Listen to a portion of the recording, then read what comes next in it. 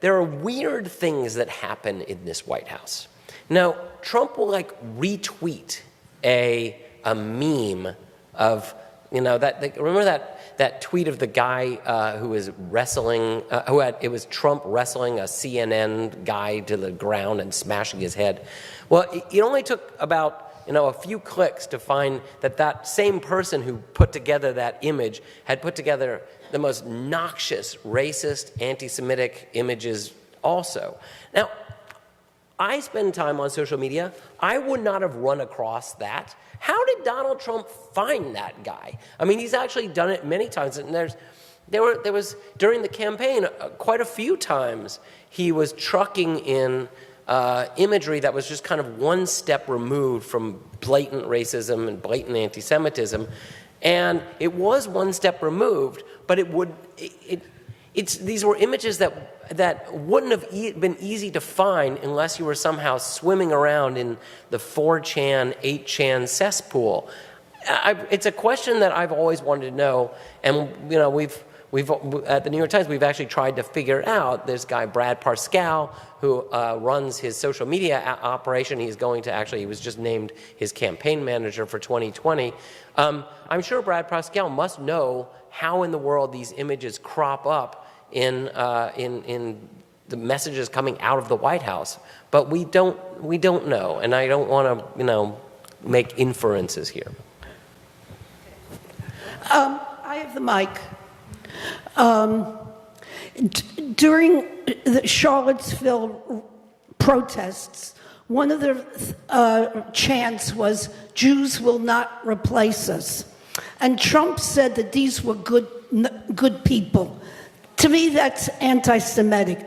During the campaign, there was a picture of Hillary Clinton superimposed on a 6-pointed Jewish star taken from an anti-Semitic website, and that was used in one of Trump's ads. So and then when they interviewed some people in Charlottesville, a lot of the men were very angry that Trump's daughter married a Jew. Yes. So if that's anti-Semitism has gone up 57% since Trump has been president, and he was not elected. He was not elected president. He was appointed by the Electoral College, which was not elected.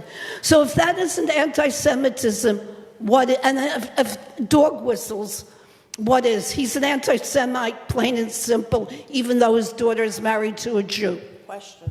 That I will say that that image of the Jewish star with Hillary Clinton is one of the main examples that I say of that they are somehow that campaign was swimming in some very filthy waters, and I would agree with that. And what happened in Charlottesville, what I hope was a wake-up call for everyone, because you know, Jews will not replace us is it originally was "you will not replace us," but in the alt-right world, in the white nationalist world, white nationalists believe that there's something called white genocide going on. And in white genocide, there are African Americans and Latino Americans and Muslim Americans, and they're all taking over for the white people. But it's hard for them, the white nationalists, to understand this, because they believe that African Americans and Latinos and Muslims are inferior creatures to them. So how could it be that they are being supplanted, they're being beaten by these inferior creatures? And the answer is Jews, because in their great pantheon, they have decided that the Jews are the puppet masters running all of this. I actually talk about this in my book a lot. In fact, I open my book with this. The notion that there are kind of this development of the tribalist Jews versus the internationalist Jews. And the internationalist Jews feel like the Jewish community thrives at a time when walls come down, when borders are blurred, when we are less nationalist. I do believe that Israel ultimately is only as safe as the United States is safe for the Jews. I mean, if the United States turns to be a hostile power to Jews, how much longer do you think that we are going to be, you know, sending $5 billion of military aid a year. How much longer do you think the United States is going to be the constant partner to Israel if anti-Semitism wells up here? I mean, you're already seeing it in Europe.